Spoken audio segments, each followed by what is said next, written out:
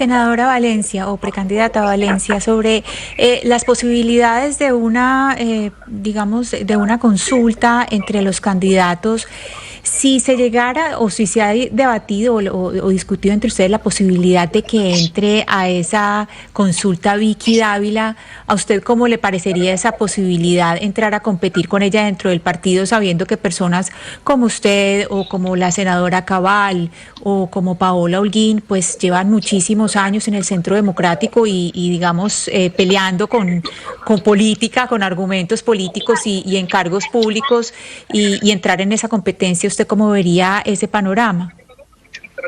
No, yo creo que Vicky no está pensando entrar al Centro Democrático. De hecho, ella acaba de lanzar su movimiento cívico. Me imagino que por allá en marzo lo que sí se buscará es una gran coalición con fuerzas afines, donde pues todos los candidatos que representen cosas parecidas, pues podemos participar en marzo en una consulta abierta para que los colombianos elijan un candidato que nos permita estar unidos y sobre todo hacer un gobierno sobresaliente. Que yo creo que aquí el tema es que a ganarle a Petro es una realidad, le vamos a ganar a Gustavo Petro. Lo que yo quisiera es que le ganemos de una manera que podamos tener un gobierno sobresaliente, para que nunca más volvamos a elegir izquierdas radicales y absolutistas. Creo que lo que necesita el país es emprender una serie de buenos gobiernos, de gobiernos comprometidos con una visión de país que permitan sacarlo adelante.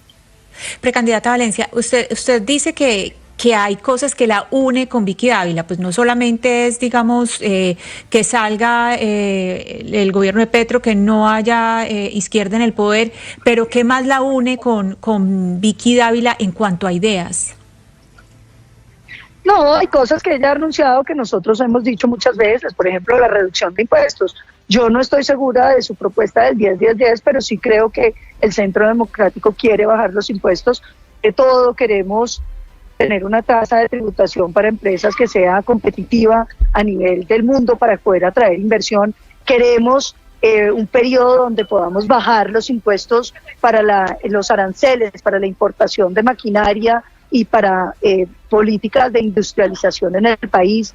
Queremos bajarle a ese impuesto saludable que tanto daño le ha hecho a los colombianos en términos del consumo. Hoy el gobierno se le come a uno el 40% de una tarta de cumpleaños. Un niño colombiano que se quiere comer unas papas fritas, que son precisamente las papas que siembran nuestros campesinos, se encuentra con unos impuestos que también llegan al 40, al 39%. Entonces ahí hay un montón de cosas en las que trabajar. Creo que también hay un tema que es muy importante y es el tema de seguridad. El tema de seguridad en el país se ha vuelto nuevamente un dolor. Estábamos hablando de lo que ocurrió con Miguel Uribe, que es el primer político de mi generación que sufre un atentado, y lo que significa eso es que nuestros hijos van a crecer como crecimos nosotros en un país donde el destino no lo escriben los demócratas sino los violentos, y eso no lo podemos permitir. Hay que recuperar la seguridad para los colombianos. Siguiendo hablando de ideas y propuestas, senadora, digamos, la palabra con lo que a ustedes siempre se les ha asociado ha sido la seguridad, ha sido el sello de las campañas en las que ustedes ganaron. Pero en este contexto, si hubiese un tema, tanto de su campaña como la del partido, que hay que elegir como esa batalla con la que hay que conquistar de nuevo el poder, en su opinión, ¿cuál sería acertadamente la elección? Yo creo que Colombia lo que tiene que lograr es convertirse en un país de oportunidades, que el derecho a enriquecerse de cada colombiano sea una realidad. Es decir, que cuando uno piensa en qué es lo que está mal en Colombia, yo diría lo que está mal en Colombia es que cuando nace un niño pobre en este país y usted lo mira, usted tiene que pensar que con 95% de posibilidades se va a morir siendo pobre, y eso es lo que no le puede pasar a Colombia. Nosotros tenemos que hacer una gran revolución educativa, porque el primer factor de inequidad que tiene este país es la inequidad en la educación, que definitivamente desenlaza que después el juego de las oportunidades esté absolutamente sesgado. Entonces nosotros necesitamos montar el voucher escolar, colegios en concesión, pero sobre todo hoy, a puertas de la revolución de la automatización, nosotros necesitamos no solo utilizar la inteligencia artificial para transformar la educación en Colombia, sino empezar a hacer alianzas estratégicas para poder hacer machine learning, para poder andar en la programación, para poder estar en toda la robótica y lo que va a pasar en el mundo. Se van a destruir millones de trabajos, se van a crear otra cantidad de millones de trabajos. Yo creo que ahí hay una oportunidad central para el futuro de Colombia que puede ser definitiva en términos de nuestra juventud. Y lo otro es el tema económico. Cuando uno habla de la economía colombiana, uno habla así. Hablan de los impuestos, del salario mínimo, de las vacaciones, de la seguridad social. Y resulta que en la mitad de la economía no la estamos viendo porque está en la informalidad. 57% de los colombianos viven con menos de un salario mínimo. Y yo creo que ahí hay una agenda muy importante, una agenda para ayudarle a los emprendedores, para lograr que haya acceso al crédito y poderlo sacar del gota a gota. No todos los negocios van a crecer, pero con que logremos que unos de esos crezcan, generen empleo, vamos a generar un importante bienestar social. Yo diría que aquí hay que jugársela por ese emprendimiento que está en la informalidad y por nuestros niños, para darles unas garantías de educación que les permitan salir adelante. Los niños como su hija, que ahí la acompaña en la entrevista, senadora Paloma Valencia, mire, ahí la tiene, sí señores, para quienes están conectados saben que ahí está bien pegadita su mamá escuchando la entrevista muy atenta. Que la hemos senadora. visto crecer porque Jennifer ya está grandísima, o sea, Amapola está bella. gigante, Tiene yo me 8, acuerdo ya de cuando era vieja. chiquita. Sí. Amapola, ven y saludas. Mira. Bueno, ahí está Amapola. Bueno, Sí, senadora, que yo está quería... gigante, es que la hemos visto crecer en las cámaras, Jennifer, adelante. Sí, no, que quería, por supuesto, hablar también de seguridad, senadora Valencia, porque más allá de la pugnicidad del discurso del presidente Gustavo Petro y de alguna parte de la oposición que responde igual, pues lo cierto es que la seguridad es un problema que está azotando en este momento al país y que va más allá de las ideologías. Ayer escuchaba, por ejemplo, a Laura Padilla que dice, mire, realmente los grupos se están transformando, cada vez se parecen más los grupos criminales a lo largo y ancho del país, necesitan un brazo armado y también un político, pero realmente no les interesa si es derecha o izquierda. Bajo esta reconfiguración del conflicto en Colombia, de estas bandas que se están formando y que se están fortaleciendo, ¿cómo actuaría una presidenta Paloma Valencia? ¿Senadora? Senadora. ¿Aló? ¿Me oye? Ahí, Ahora no, sí. Ahí Ahora la sí. escuchamos, sí señora. Pues es que se me pausó.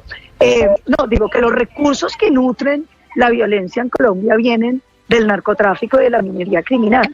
Entonces, lo primero que nosotros tenemos que lograr reducir los ingresos de los ilegales para que queden de un tamaño proporcional, porque es que pensemos hoy, cuando estamos produciendo 2.600 toneladas métricas de cocaína, o sea, para que se den una idea, en la época de Pablo Escobar producíamos 500 y se decíamos que era un narcoestado.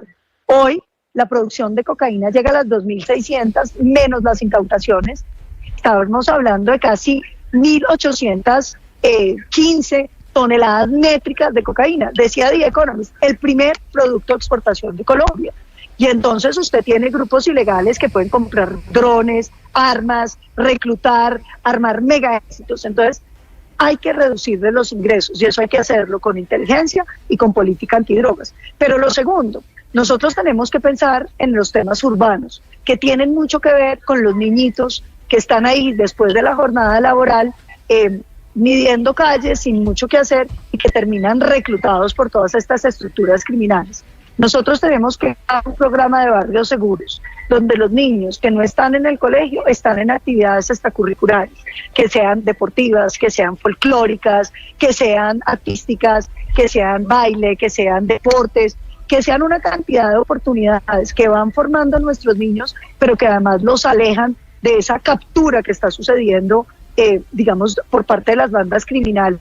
Fíjense que el niño que dispara contra Miguel Uribe, pues es un muchachito.